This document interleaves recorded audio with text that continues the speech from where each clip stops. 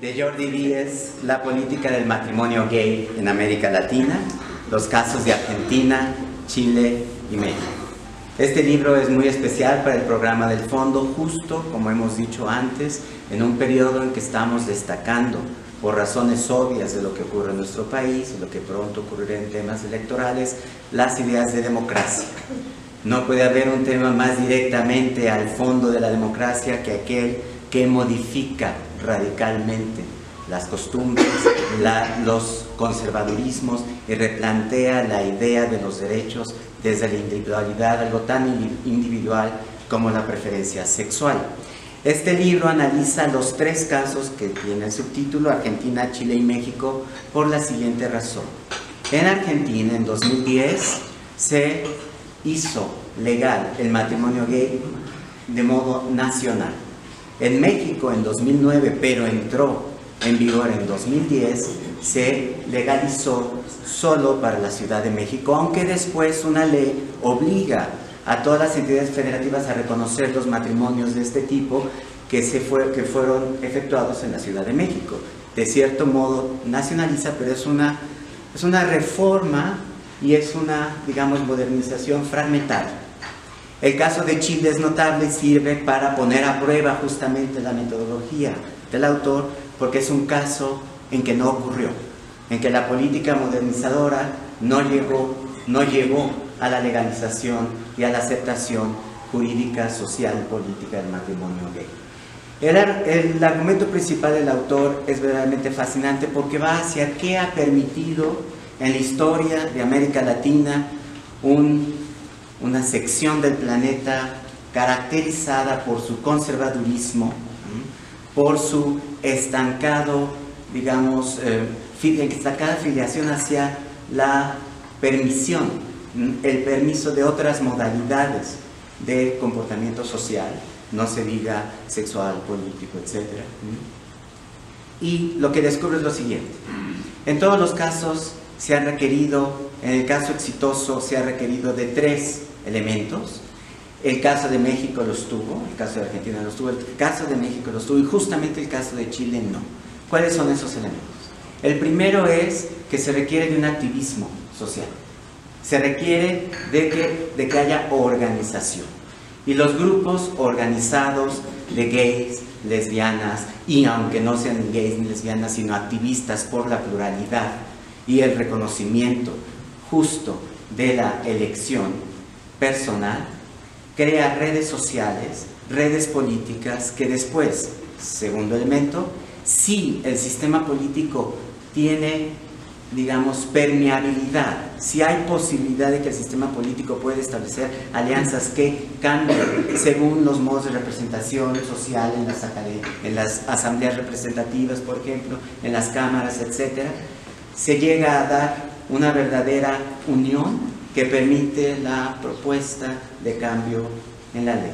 Y finalmente, lo último, es que debe haber una consecuencia, digamos, de carácter nacional en este planteamiento, es decir, debe haber un tema de encuadre. Si los activistas de este movimiento consiguieron lo que consiguieron era porque pusieron su propuesta encuadrada en un tema mayor, el tema de la democracia, el tema de profundizar en democracia.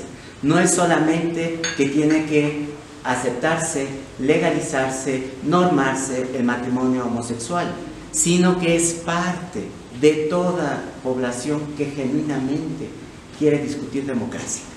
Ese encuadre en una búsqueda de democracia más profunda es lo que permitió el caso de Argentina, que fue un caso modelo. El caso de México fue fragmentario, a pesar por la naturaleza de la legislación en México. Ocurre que el derecho de familias se norma en México según la legislación de cada entidad federativa, no en el nivel nacional. Entonces, lo que se acepta cuando hay un logro, se da solo en esa entidad. Por eso es fragmentario, aunque después fue reconocida para poderse por lo menos reconocer, si no gestar en los propios estados, reconocer en cada una de las entidades federativas. El caso de Chile es muy diferente. Chile tiene históricamente un movimiento social poco activo en este rubro, en el rubro de derechos homosexuales, pero además tiene una característica muy peculiar que proviene precisamente de la dictadura militar. Después del derrocamiento de la dictadura hay la concordancia chilena, que es un acuerdo político entre todos los partidos del momento para consensuar. El consenso político hace que el sistema no sea permeable para que estas nuevas propuestas fácilmente entren. Fíjense qué curioso. Precisamente como respuesta a la dictadura, lo que se genera es una política de consenso. Esa política de consenso es rígida en su, digamos, en sus intersticios. No hay muchos lugares para establecimiento de puntos nodales donde las redes construidas por los activistas sociales puedan tener una injerencia fuerte. Aunque la bandera gay no es un arco iris, porque no tiene 7 colores, tiene solo 6, se les suele asociar con el arco iris. Lo muy interesante, y diré yo irónico, es que el símbolo de la concordancia del consenso en política chilena es un arco iris. El arco iris, diferente al arco iris, por así decirlo, para poner la metáfora política. Un arco iris que no permite otro arco iris, si se quiere. Sin embargo, por supuesto, están cambiando las cosas y lo que acabamos de ver, lo que está pasando en Chile después de las elecciones, permite anticipar un replanteamiento de esto.